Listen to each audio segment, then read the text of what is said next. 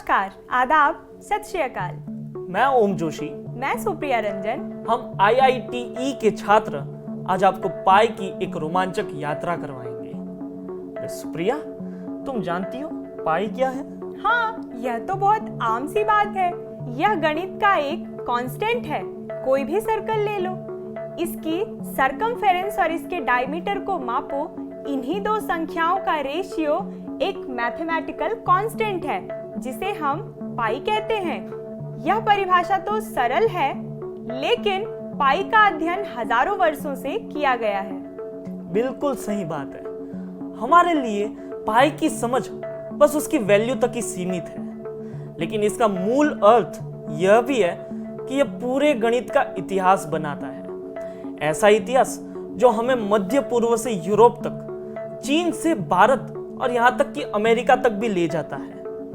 गणित उतना पुराना है जितनी हमारी सभ्यता, इतना पुराना कि गिनती के 30,000 साल पीछे जाने के प्रमाण भी है।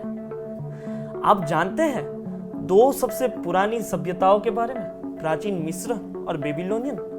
तो यह कहानी शुरू होती है 4,000 साल पहले। मिस्र और बेबीलोनियन ने करीब 4,000 साल पहले पाई की जांच की थी। बेबीलोनियों ने पाई की वैल्यू मिक्स फ्रैक्शन 3 इंटीजर 1/8 होने का अनुमान लगाया। इसका मतलब यह है कि पाई का बेबीलोनियन अनुमान इसकी ओरिजिनल वैल्यू के 1% तक सटीक है। दूसरी ओर प्राचीन मिस्रवासियों ने पाई का अनुमान थोड़ा कम सटीक लगाया था, जो कि 3.16 था। लेकिन आप पाई की वैल्यू का अनुमान कैसे लगाते हैं? इसकी परिभाषा के अनुसार एक कर्व्ड सरफेस को माप सकते हो, जो सटीक रूप से करने के लिए बहुत मुश्किल है। या तो इसे मापने के लिए आप एक सर्कल को एक रेगुलर पॉलीगॉन के रूप में सोच सकते हैं, जो बहुत सारी साइड्स के साथ हो। महान प्राचीन यूनानी गणितज्ञ आर्किमिडीज ने वास्तव में 220 ईसा पूर्व के आसपास पाई का अनुमान लगाते समय इस मेथड का उपयोग किया था। पाई का अनुमान लगाना शायद उनका आखिरी काम था। उन्होंने तर्क दिया कि क्यों ना एक स्क्वायर की पेरीमीटर उसके सभी किनारों की लंबाई जोड़कर मापा जाए और फिर उस संख्या को स्क्वायर डायमीटर से डिवाइड करें।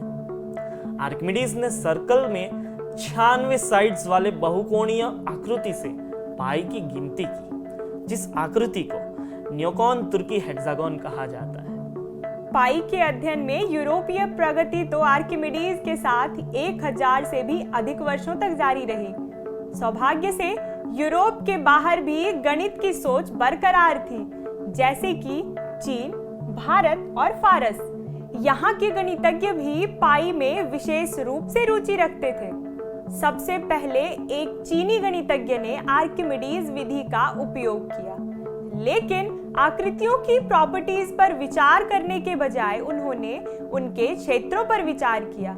वह थे लियू हुई, जिन्होंने पाई के 5 दशमलव स्थान प्राप्त करने के लिए 3072 साइड्स वाले पॉलीगॉन का उपयोग किया। 200 साल बाद एक पिता पुत्र की टीम जू चोंगजी और जू गेंगजी ने ओवर वाले पॉलीगॉन का उपयोग करने के लिए 12,288 साइड्स वाले पॉलीगॉन का उपयोग किया और उन्होंने एक विश्व रिकॉर्ड भी बनाया। भारत और फारस में नंबर सिस्टम और गणित की परिभाषा 400 ईस्वी सन से फैल गई थी। बेबीलोनियन में अलजेब्रा मूल रूप से प्राचीन गणितज्ञों द्वारा विकसित किया गया था, लेकिन वास्तव में फारसी प्रभावशाली गणितज्ञ मोहम्मद एबन मूसा अल ख्वारिज़मी द्वारा स्थापित डेसिमल नोटेशंस और अलजेब्रा का उपयोग करने से सभी मैथमेटिकल कैलकुलेशंस और भी आसान हो गई थी। सारे गणितज्ञ पाई की गणना पर काम करने लगे। 1630 में पॉलीगॉन पद्धति का उपयोग करके पाई की वैल्यू का अनुमान ऑस्ट्रियाई खगोल शास्त्री क्रिश्चियन ग्राइंड बर्जर द्वारा प्राप्त किया गया था, जिन्होंने पाई की कैलकुलेशन करने के लिए 40 साइड्स उपयोग करके 38 डेसिमल प्लेसेस तक की गिनती की। यूरोपीय गणितज्ञों द्वारा अलजेब्रा को अपनाने से दुनिया को देखने का एक नया नजरिया मिला और सोच में भी बदलाव आया। इस वैज्ञानिक क्रांति का श्रेय रेने डेकार्टे और जॉन लोके को जाता है, जिन्होंने कोऑर्डिनेट ज्योमेट्री का आविष्कार किया और इसकी वजह से पाई की गिनती का एक नया और सटीक तरीका मिला। ये पूर्वजों ने जो किया उससे बिल्कुल अलग और नए मेथड का इस्तेमाल किया गया था। यूरोपीय गणितज्ञ डैनियल बर्नौली ने 1712 में एक और नई विधि का उपयोग किया था, वह थी इनफाइनाइट सीरीज। लेकिन भारत ने तर्क दिया कि आर्किमिडीज ने जो किया वह एक अनंत श्रृंखला ही तो थी और भारत में यह 13वीं शताब्दी में उपयोग में है। जिस विधि का उपयोग करने वाले भारत के महान गणितज्ञ माधवा थे। उन्होंने साइन, कोसाइन और एंगल ऑफ टैंजेंट के साथ साथ इनवर्स ऑर्डर टैंजेंट के लिए भाव लिखे। आपको यह जानकर ताज्जुब होगा कि माधवा ने सबसे पहले यह दिखाया था कि त्रिकोणमितीय अनुपात 10 की इनफाइनाइट सीरीज के एक्सप्रेशन से पाई की कीमत पाई जा सकती है। बाद में यह विधि लुप्त हो गई, लेकिन स्वतंत्र रूप से 17वीं शताब्दी में यूरोप के स्कॉट जेम्स ग्रेगरी और जर्मन गॉटफ्रीड विल्हेम द्वारा इस विधि को पुनः खोजा गया। यह एक परिवर्तन बिंदु था। नई डेसिमल नोटेशंस और एल्जेब्रिक तकनीक से 1699 से पाई की रिकॉर्ड गणना की एक नई सफर शुरू हुई। 1699 में इब्राहिम शार्प द्वारा पाई की 71 डेसिमल प्लेसेस तक की गणना की गई। वहीं 1706 में जॉन मार्चिन 100 अंकों तक पहुंच गए और थॉमस वैन टेटेडी ने 1719 में 112 अंकों तक वैल्यू खोजी। ऐसा नहीं था कि उन गणितज्ञों में से प्रत्येक के पास पिछले एक की तुलना में अधिक खाली समय था। वे अलग अलग इनफाइनाइट सीरीज का उपयोग करके एक दूसरे के साथ प्रतिस्पर्धा कर रहे थे, जो पाई की वैल्यू दर्शाती है। प्रतियोगिता तब यह नहीं थी कि किस गणितज्ञ ने सबसे अधिक गणनाएं की थी, बल्कि कौन से गणितज्ञ के पास सबसे तेज इनफाइनाइट कन्वर्जेंट सीरीज थी।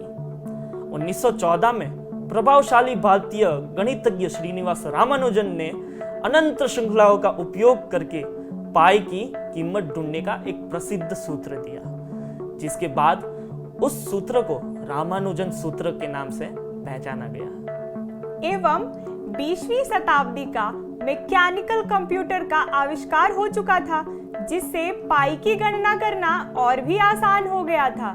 1949 में अमेरिकी गणितज्ञ D.F. फर्ग्यूसन और जॉन रेंच ने पाई के 1120 डेसिमल प्लेसेस खोजी और उसी साल इलेक्ट्रॉनिक कंप्यूटर द्वारा पाई की पहली गणना की गई थी, जिसने 2037 अंकों के साथ अपने रिकॉर्ड का लगभग दोगुना कर दिखाया।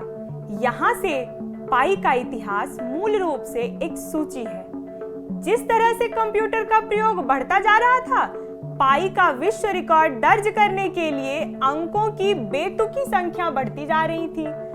ये गणना पीटर ट्राइब द्वारा 22 ट्रिलियन डेसिमल प्लेसेस के नीचे छाया के साथ की जाती है। निश्चित रूप से परिकलित प्रश्न यह है कि क्या हम जानते हैं कि पाई हमेशा के लिए चलता रहेगा? यह एक ट्रांसेंडेंटल नंबर है। प्राचीन काल से लेकर आज तक प्राकृतिक दुनिया में हमेशा कोई ना कोई ऐसा होता है जो भटकता रहता है कि अगला पाई अंक क्या होगा। बस यही था पाई का एक रोमांचक सफर, जहां ख्वाब वहीं रहता था और मंजिल भी वहीं, बस सफर का रास्ता बदलता था। आशा करते हैं कि आप भी अपने बुनियाद और हौसले के दम पर पाई का एक अद्भुत सफर बुनेंगे। धन्यवाद।